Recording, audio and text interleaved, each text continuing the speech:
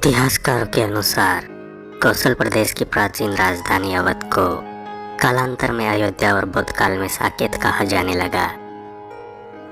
हालांकि यहाँ आज भी हिंदू, बौद्ध एवं जैन धर्म से जुड़े मंदिरों के अवशेष देखे जा सकते हैं। जैन मत के अनुसार यहाँ आदिनाथ सहित 5 तीर्थंकरों का जन्म हुआ था। बौद्ध मत के अनुसार यहाँ भगवान बुद्ध ने कुछ माह विहार किया था। अयोध्या को भगवान श्री राम के पूर्वज वैश्वत मनु ने बसाया था। तभी से इस नगरी पर सूर्यवंशी राजाओं का राज महाभारत काल तक रहा। यहीं पर प्रभु श्री राम का दशरथ जी के महल में जन्म हुआ। महर्षि वाल्मीकि ने भी रामायण में राम जन्मभूमि की शोभा एवं महत्ता की तुलना दूसरे इंद्रलोक से की है। धन धान्य व रत्नों से भरी हुई अयोध्या नगरी की अतुलनीय छटा एवं गगनचुंबी इमारतों के अयोध्या नगरी में होने का वर्णन भी वाल्मीकि रामायण में मिलता है। कहते हैं कि भगवान श्री राम के जल समाधि लेने के पश्चात अयोध्या कुछ काल के लिए उजाड़ सी हो गई थी, लेकिन उनकी जन्मभूमि पर बना महल वैसा का वैसा ही था। भगवान श्री राम के पुत्र कुश ने एक बार पुनः राजधानी अयोध्या का पुनर्निर्माण करवाया। इस निर्माण के बाद सूर्यवंश की अगली 44 पीढ़ियों तक इसका अस्तित्व आखिरी राजा महाराज बृहद्दल तक अपने चरम पर रहा। कौशल राज बृहद्दल की मृत्यु महाभारत युद्ध में अभिमन्यु के हाथों हुई थी। महाभारत के युद्ध के बाद अयोध्या उजड़ सी गई, मगर श्री राम जन्मभूमि का अस्तित्व फिर भी बना रहा। इसके बाद यह उल्लेख मिलता है कि ईसा से लगभग 100 वर्ष पूर्व उज्जैन के चक्रवर्ती सम्राट विक्रमादित्य एक दिन आखेट करते करते अयोध्या पहुंच गए थे। थकान होने के कारण अयोध्या में सरयू नदी के किनारे एक आम के वृक्ष के नीचे वे अपने सैनिकों सहित आराम करने लगे। उस समय यहाँ घना जंगल हो चला था, कोई बसावट भी यहाँ नहीं थी। महाराज विक्रमादित्य को इस भूमि में कुछ चमत्कार से दिखाई देने लगे। तब उन्होंने खोज प्रारंभ की और पास के योगी एवं संतों की कृपा से उन्हें ज्ञान हुआ कि यह श्री राम की अवध भूमि है। उन संतों के निर्देश से सम्राट ने यहाँ भव्य मंदिर के साथ खूब सरोवर और महल आदि बनवाए।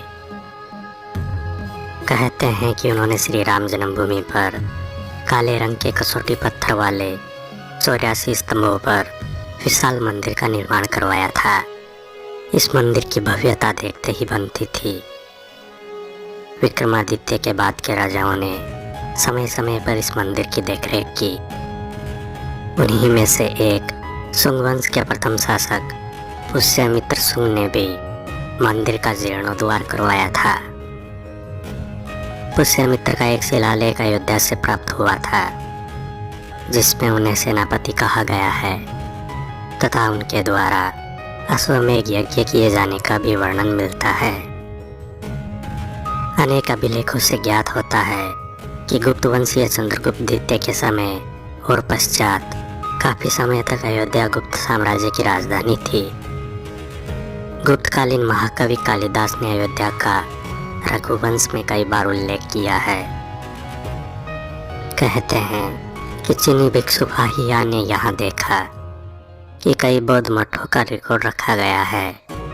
यहाँ पर 7वीं शताब्दी में चीनी यात्री हिंदसांग आया था। उसके अनुसार यहाँ 20 बौद्ध मंदिर थे और 3000 भिक्षु रहते थे, और यहाँ हिंदुओं का एक प्रमुख और भव्य मंदिर भी था, जहाँ रोज हजारों की संख्या में लोग दर्शन के लिए आते थे।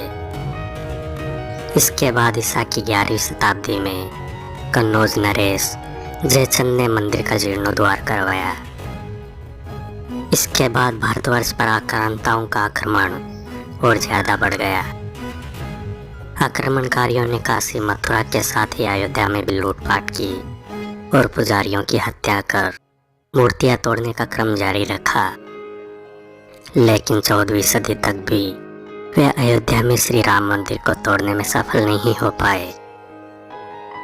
विभिन्न आक्रमणों के बाद भी सभी झंझावातों को झेलते हुए श्री राम की जन्मभूमि पर बना भव्य मंदिर 14वीं शताब्दी तक भी बचा रहा।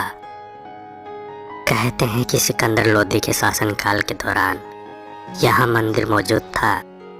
14वीं शताब्दी में हिंदुस्तान पर मुगलों का अधिकार हो गया था और इसके बाद ही श्री राम जन्मभूमि एवं अयोध्या को नष्ट करने के लिए कई अभियान चलाए गए।